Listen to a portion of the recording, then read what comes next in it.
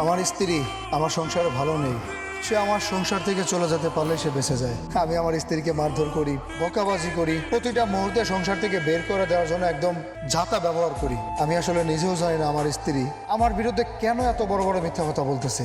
আমার যতটুকু শক্তি সামর্থ্য আছে আমি ততটুকু দিয়ে আমি আমার স্ত্রীকে হ্যাপি রাখার চেষ্টা করি। আমার স্ত্রী মানুষজনের কাছে ভালো সাজার চেষ্টা করতেছে, যাতে সমস্ত দোষ আমার গায়ের উপরে আসে, সবাই যাতে আমাকে দোষারোপ করতে পারে। তোর আইডিয়া ঠিক আছে, আমার তো মনে হচ্ছে তোর বউ তোর সংসার করবে না, আর করবে না বলেই এত নাটক এত মিথ্যে কথা সাজিয়ে গুজিয়ে বেড়াচ্ছে। আর একটা কথা শোন, আমি তো শ্বশুরকে এও বলে এসেছি যে আপনি কথা বললে ন্যায়ের পক্ষে কথা বলবেন, ভুল সিদ্ধান্ত নেবেন। আমার শ্বশুর সে ন্যায়ের পক্ষে থাকবে নাকি বিপক্ষে থাকবে সেটা তার ব্যক্তিগত ব্যাপার। আমার স্ত্রী আমার কাছে এক ভরি স্বর্ণ চেয়েছে। এই বাজারে এক ভরি স্বর্ণের দাম 2 লক্ষ টাকা। সেই 2 লক্ষ টাকা জোগাড় করা কি আমার পক্ষে সম্ভব? আমি মাস শেষে 20,000 টাকা স্যালারি পাই। হ্যাঁ সম্ভব, আমাকে 6 মাস টাইম দিতে হবে। 6 মাসে যদি আমি এক ভরি স্বর্ণ তাকে দিতে পারি। আমার মনে হচ্ছে এখানে অন্য কোনো উদ্দেশ্য আছে, অন্য কোনো কারবার চলছে যেটা তুই জানিস না। এখানে অন্য কোনো উদ্দেশ্য মানে আমি ঠিক তোর কথা বুঝলাম না, আমাকে একটু খুলে বলতো।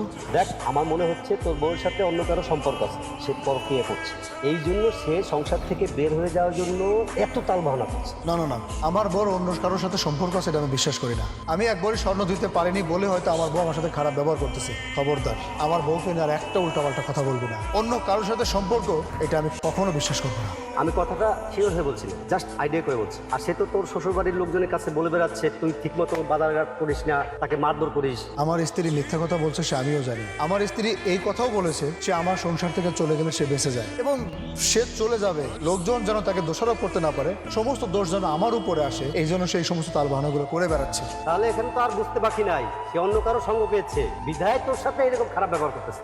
একটা মেয়ে এভাবে সংসার ভেঙে চলে যাবে এটা আমার বিশ্বাস হয় না। তাছাড়া ভালো মেয়েরা তো স্বামীর সংসার করতে আসে, ভাঙতে আসে না। ঠিক আছে, আমাকেও খুঁজে বের করতে হবে তার চলে যাওয়ার আসল রহস্যটা কি। আচ্ছা তুই এখন যা, আমি আসি, তোর সাথে পরে কথা বলবো। আচ্ছা ঠিক আছে, আমি আসি। শোনো বাবা, তুমি যার জন্য অপেক্ষা করছো তার জন্য অপেক্ষা করে না কোনো লাভ হবে না, কারণ আমি জানি তার আসতে অনেক লেট হবে, আর লেট করে আমি সময় নষ্ট করতে চাই না। চলো। আমি আমার মেয়েকে বাড়ি থেকে নিয়ে যাব, বাড়ির মালিক হিসাবে তাকে তো জানানো উচিত। বাবা, তুমি ওকে কিছু বলতে না বলতে মাথায় তুলে ফেলেছো। ওকে এত প্রাধান্য দেওয়ার কি আছে আমি তো সেটাই বুঝলাম না। ও জানলেও আমার কিছু যায় আসে না, না জানলেও আমার কিছু যায় আসে না। আমার এতে কোনো সমস্যা নেই, চলো তুমি। তুই এত সহজে সংসারটা ছেড়ে যাচ্ছিস, এই সংসারটা তুই কেন ছেড়ে যাচ্ছিস আমাকে একটু খুলে বলবি? এর মানে কি? বাবা, তুমি জানো না ও কতটা নোংরা মনের একজন মানুষ। ও আমাকে সবসময় মানসিক নির্যাতন করে, তার কারণ শারীরিক নির্যাতন করলে তো তোমরা সবাই দেখবে। খুব চালাক, খুব চালাক। এর জন্য আমি চাইলে এই এলাকার ময়মুরবি ডেকে একটা সমাধান করতে পারি। তার জন্য তুই সংসারটা কেন নষ্ট করবি? বাবা শোনো, ওর সংসার করার এবং ওর সংসারে থাকার বিন্দু পরিমাণ ইচ্ছা আমার নেই। তাই আমি তোমাকে বলছি এক্ষুনি তুমি তোমার বাড়িতে আমাকে নিয়ে চলো। ও অনেক জানোয়ার বাবা, একটা জানোয়ারের সাথে আমি সংসার করতে পারবো না। আচ্ছা ঠিক আছে, তুই যখন আমার সাথে আমার বাড়িতে যেতেই যাচ্ছিস তাহলে চল। আমার বাড়িতে থাকার পর যদি তোর মনে হয় স্বামীর বাড়িতে আসবি তাহলে তুই আসিস। সে পরেরটা পরে দেখা যাবে বাবা, আমি এখানে আসবো কি আসবো না, এখন চলো। কি ব্যাপার পারু, তুমি আব্বার সাথে ব্যাগপত্র নিয়ে তোমাদের বাড়িতে চলে যাচ্ছ? আমি তো তোমার স্বামী, তুমি যখন আমার বাড়ি ছেড়ে তোমাদের বাড়িতে চলে যাচ্ছ আমার তো জানার অধিকার আছে নাকি? অধিকার কাকে বলে আপনি বোঝেন? যাই হোক, আমি না আপনার সাথে কথা বলতে চাচ্ছি না। আপনি রাস্তা থেকে সরে দাঁড়ালে আমি অনেক খুশি হই। আর সবচেয়ে বড় কথা, আপনার বাড়ি থেকে আপনার স্ত্রী চলে যাচ্ছে, এটা তো আপনার খুশি হওয়ার কথা, তাই না? যেই মানুষটাকে ঘর থেকে বের করে দেওয়ার জন্য রাগারাগি করতেন, চিৎকার চেঁচামেচি করতেন, এবং কি তার গায়ে পর্যন্ত হাত তুলতেন, সেই মানুষটা চলে যাচ্ছে, এতে আপনার অবশ্যই খুশি হওয়ার কথা, তাই না? আর সেসব কিছু না করে নাটক করার জন্য এখানে দাঁড়িয়ে আছেন। শুনুন, আপনি যান এখান থেকে, আমি আপনার সংসার করব।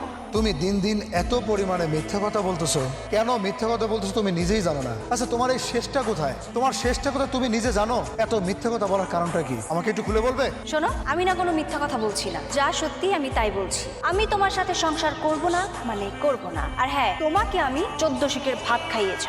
আর তাছাড়া তুমি আমাকে একা পেলে যে পরিমাণ অত্যাচার করো, মারধর করো, আর মানুষের সামনে দেখাও তুমি ভাজা মাছটা উল্টে খেতে জানো না। একজন সংসারী পুরুষ, একজন ভালো মানুষ এবং ভালো স্বামী। বাস, তোমার মুখ থেকে আমি এত মিথ্যা কথা শুনতে চাচ্ছি না। আমি আমার বাড়ি থেকে তোমাকে কোথাও যেতে দিব না। আব্বা, আপনি আপনার মেয়েকে একটু বুঝিয়ে বলেন যে আমি আমার বাড়ি ছেড়ে তাকে কোথাও যেতে দিব না। চলো আমার সাথে। আমি তোমাদের এসবের কিছুই বুঝতে পারলাম না। মেয়ে বলতেছে মারধর করো, আর তুমি বলতেছে কিছুই জানো না। তোমরা দুজন কি আমাকে খুলে কিছু বলবে যে তোমাদের মাঝে সমস্যাটা কি? আব্বা, আপনার মেয়ে কেন আমার বিরুদ্ধে এত বড় মিথ্যা কথাগুলো বলতেছে আমি আর কিছুই জানি না। আমি তোমাকে একবারই স্বর্ণ কিনে দিতে পারিনি বলেই কি এটা আমার দোষ? এটা আমার অপরাধ? তুমি এত বড় মিথ্যা কথা কেন বলতেছো? আমি তো কিছুই বুঝতে পারতেছি না। এই শোনো, আমি এই রাস্তায় দাঁড়িয়ে তোমার সাথে কোনো সিনক্রেট করতে চাই না। তুমি সরে দাঁড়ালে আমি খুশি হই, আর তা না হলে আমি এখানে এমন সিনক্রেট করব যা তুমি কল্পনাও করতে পারছো না। সিনক্রেট করবে তুমি না? কি সিনক্রেট করবে তুমি? করো, বলো তুমি কি সিনক্রেট করবে? আরো তুই কত বড় বেদব, আমার সামনে তোর স্বামীকে তোর মারলি। আমার তো আর বুঝতে বাকি নেই তুই সংসার থেকে কেন বেরিয়ে আসতে চাচ্ছিস। এতে আমি কিছু মনে করিনি আব্বা। আমি আমার স্ত্রীকে নিয়ে আমি আমার বাড়িতে ফিরে যাচ্ছি। আপনি আপনার বাড়িতে চলে যান। পারু, চলো আমার সাথে।